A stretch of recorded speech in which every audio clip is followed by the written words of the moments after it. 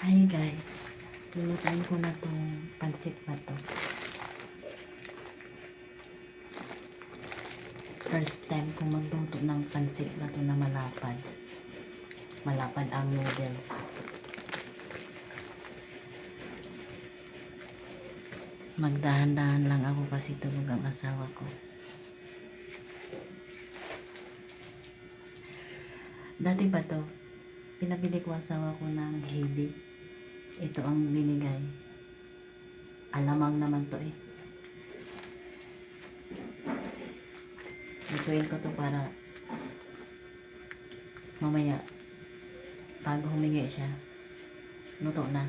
Kasi baka magsabi na naman na nagugutom. Hindi ko to ubusin kasi madami. Dapat mag-spaghetti ako. Hindi naman siya bumili ng giniling. Kaya ito na lang.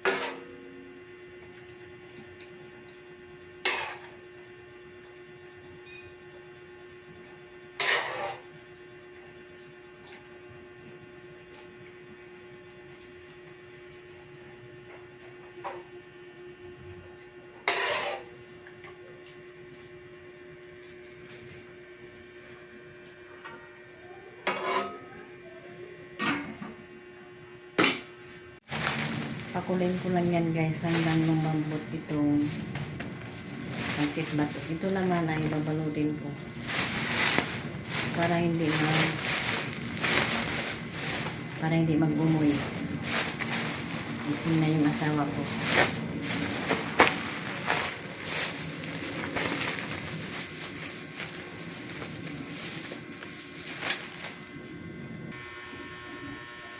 Payag ka ba? Umuwi ako ng Bicol. Sagutin mo muna. Uwi na naman. Kung payag ka nga. Ay, di ba wala kang budget eh. Hindi nga eh. Kung payag ka. Payag ka. Paano ba? Isama ako ni ate. Payag ka. Hindi naman ako masay. Siya magpamasahe. Inalok niya ako eh. Payag ka. Payag ka. Hindi, natanong ko lang naman kung payag ka. Sabi ko, oo. Oo? Hindi naman ikaw magpamasahe, siya naman. Payag ka. Dali na, kailangan niya nagsagot.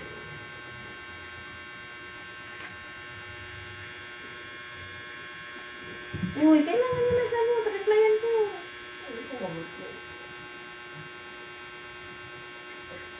Ano ba ko? Dali na. Naging dalawang desisyon.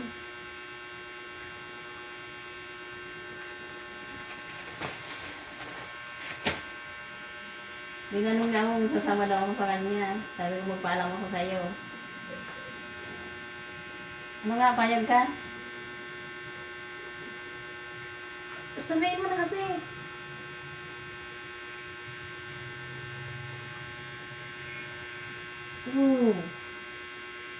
At re-reply pa ako doon.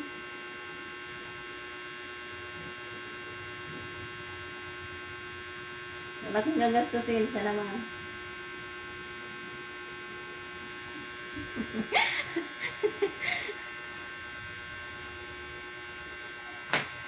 Wag na nga. Ito na nga tayo guys sa niluluto.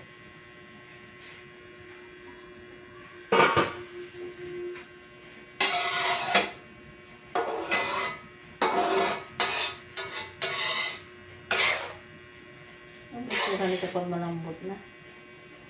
Hindi ka alam.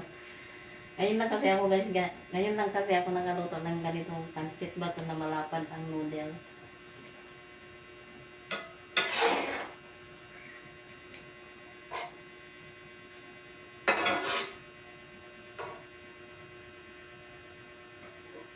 Kailangan pang nguyain ito. Ito nga lang.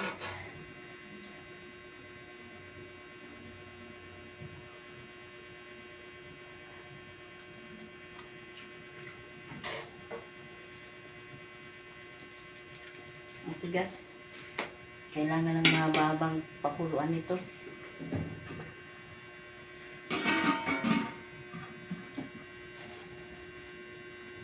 Naihahalo akong gula dyan.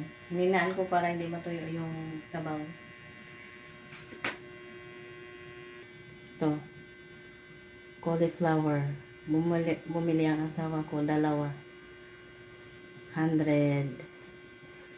Magkano ngayon? Magkano ngayon? Dalawang cauliflower? 110. Dalawa siya. Yung isa lang to. Bago niyang paborito. Mamaya ko na to ilagay pag luto na yun. Kasi saglit lang naman to eh. Hello guys. Naligo na ako. At nag-exercise ng kaunti. Pahinga tapos kumain. Ito na pala yung ano.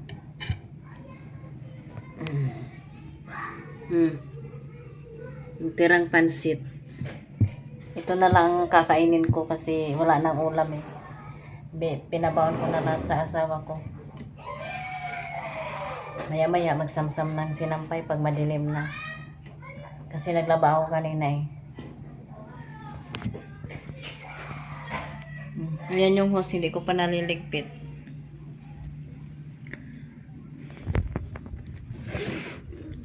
Yung kukusutin kong damit na lang naman kasi yung undies na kusot ko na kanina. Umaga din pagkatapos ko magsampay. Inabutan na kasi ako ng init kaya hindi ko na natapos yung damit. Mga damit at square pants. Yung mga masyadong elastic na tela. Hindi ko kasi yun winawashing. Lustrid na nga yung isa eh. Pero matagal na rin naman yun. Hindi pumayag yung asawa ko na sumama ko sa Bicol kahit si ate ang magpamasahe. Tahimik siya. Ibig sabihin hindi siya pumapayag.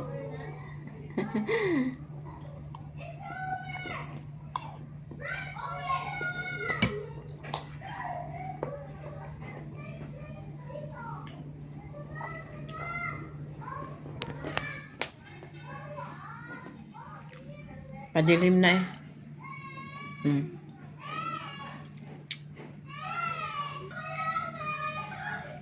Alas 6 na. 6:10.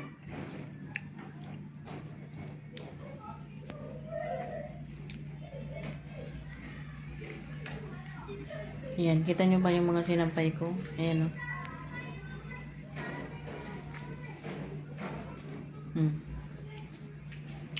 Puno yan. Puno yung sampayan ko.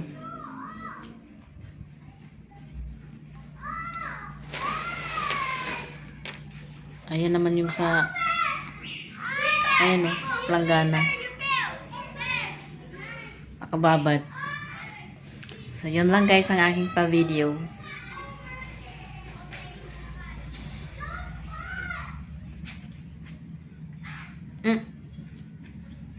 Oh, yun lang. Salamat sa inyong panonood. Mag-ingat kayo lagi. Ilagay ko na ito guys. Kasi pwede na yung lambot niya.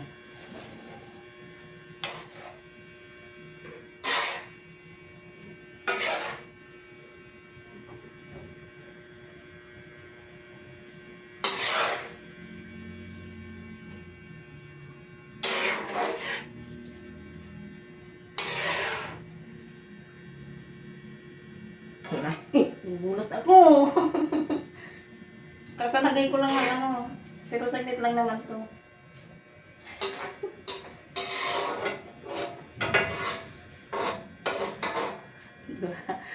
Diba? Naghanap na siya.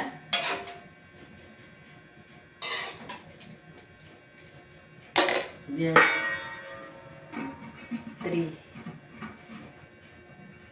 few minutes.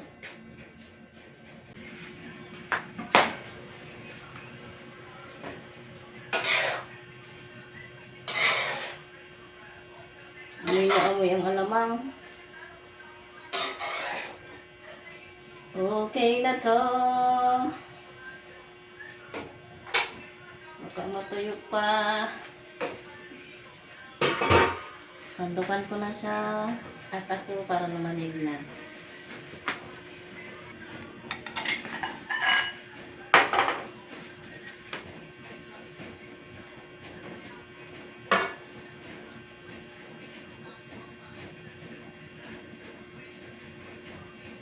Aray.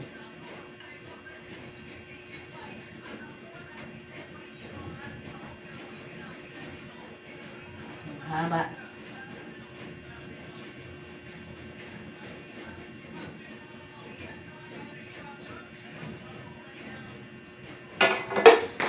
Putik.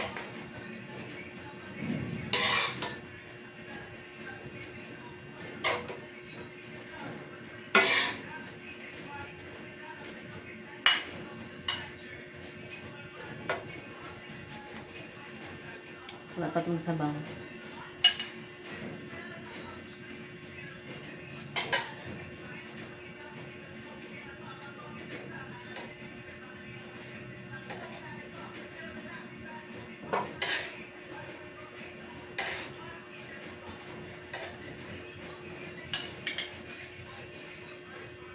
Pansit bato with cauliflower. Ito naman yung akin.